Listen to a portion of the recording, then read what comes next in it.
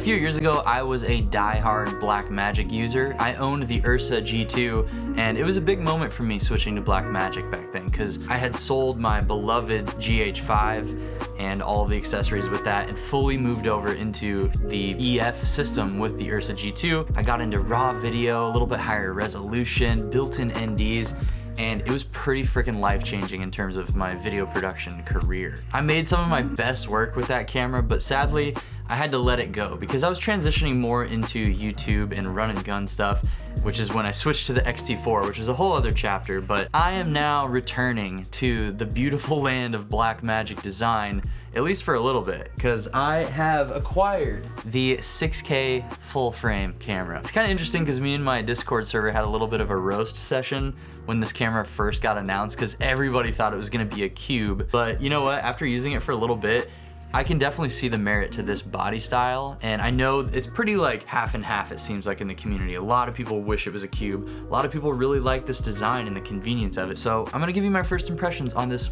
full frame, strange Blackmagic camera, and let's have a nice chill time together. This video is sponsored by Professional Photographers of America. More on them in a minute.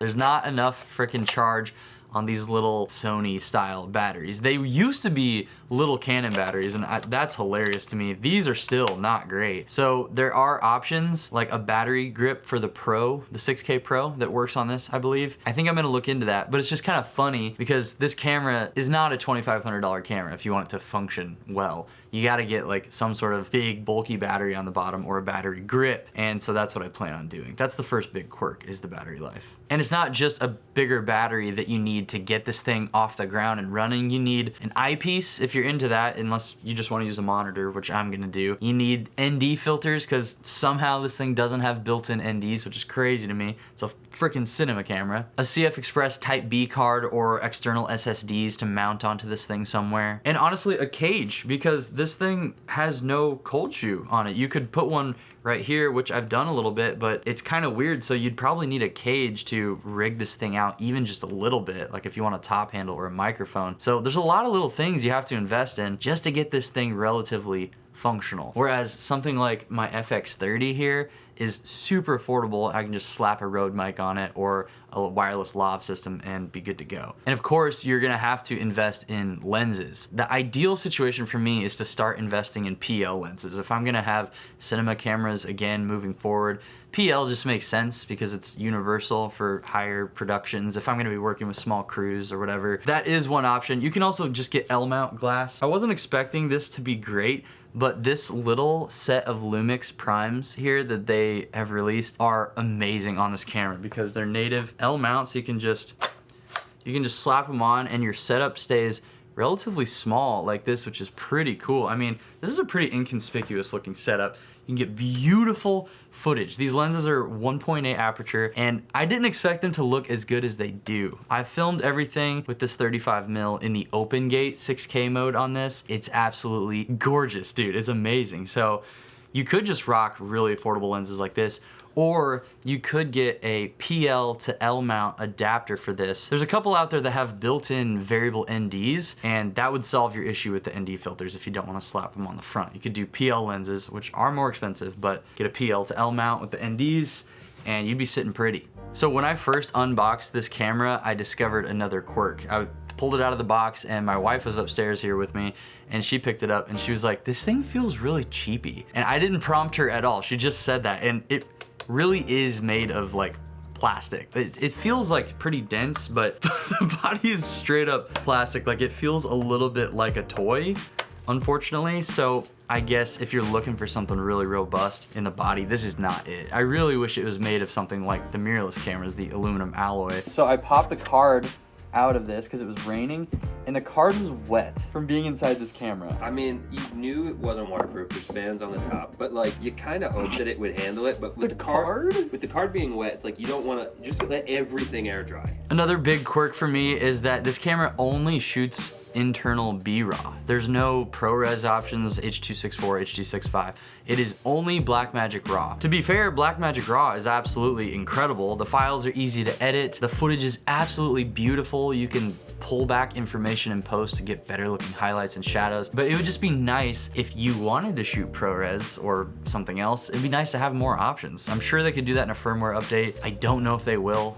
They make some strange decisions over there in the land of Blackmagic, but give us more flavors. Dude, even the Nikon Z8, which I shot a commercial on recently, has internal ProRes HQ. It's got H.264, H.265, tons of different options. It shoots Nikon RAW. It's like, okay, if Nikon's doing all this, I know Blackmagic can. So give us some options in a firmware update. That would be much appreciated. And finally, for the quirk section of this video, I have to reiterate, no internal NDs. I know what you're thinking, Zach, why are you talking about a photography sponsor, PPA, while also making a video about a cinema camera? I need you to hang with me for literally just 1 minute. Here's my favorite thing about PPA. You know how I almost ruined my Blackmagic camera by taking it out in the rain? Well, I get up to $15,000 of gear, equipment, insurance because of my membership with PPA. So automatically you're benefiting not just as a photographer, but also as a video creator. Plus, most of us nowadays do both anyway. Another thing I love about PPA is their contract templates. I'm doing tons of emails all the time, whether with clients or YouTube sponsors, which are just clients at this point anyway. I don't know how this works. So I can build contracts based on PPA's templates to keep myself safe. So I'm not doing tons of work and then getting screwed over afterward by not getting paid from the client. They can also help with data loss or legal issues if you do run into any issues like that. Thanks to PPA for sponsoring this video and this channel this year. I mean, it's a dream come true. Thank you guys for watching this stuff. It means a lot. Please just click my links and check it out at the very least. That would mean the world to me so that I can keep working with them. That's enough of that. Now let's talk about the things I love about this freaking full frame camera.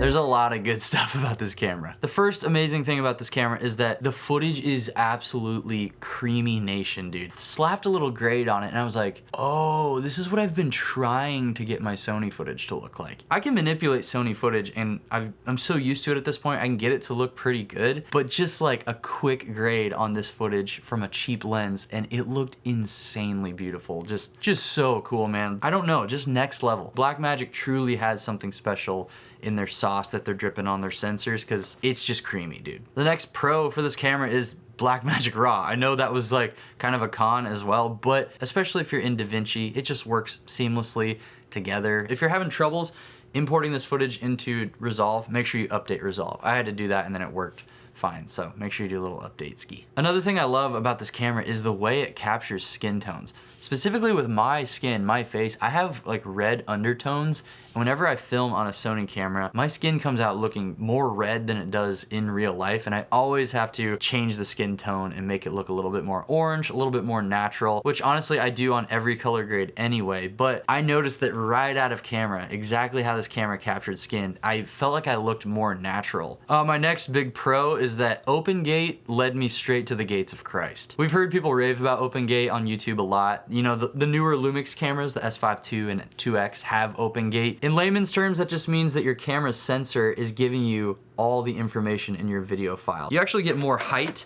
that makes editing for social cuts a lot easier, so you can turn this into vertical easier or leave it horizontal or leave it kind of like more of a square looking aspect ratio. It just gives you more flexibility in post, which in my mind is always a good thing. So even like shooting Open Gate with this cheap lens, you see more of the image circle from your lens too. And like even a cheaper lens, you start to see that kind of Helios style, like buttery circle of out of focus area from your lens, and dude, it looks awesome. So Open Gate is really fun to play around with. Another huge win for this camera, a biggie dub as the boys say, is the menus. They are the best of any camera company. It's just so simple. You swipe to get everything on the screen that you need, and then you swipe to get it away. My final notes are, this camera is strange. I like the shape more than I thought I would. And honestly, I'm at the point where I don't really want a cube camera. So I think this is great for me because I want to be able to use it in a run and gun situation to get like insanely good quality YouTube footage, but also I want to shoot some bigger projects with this thing, like maybe a commercial or a short film or something. So this camera is not for everybody. If you're interested in it, just rent one and rent like the lenses and accessories you need to, and just try it out and see what you think. If you wear boots like this, it means you're good at filmmaking. So subscribe to those boots and check out. Perfect.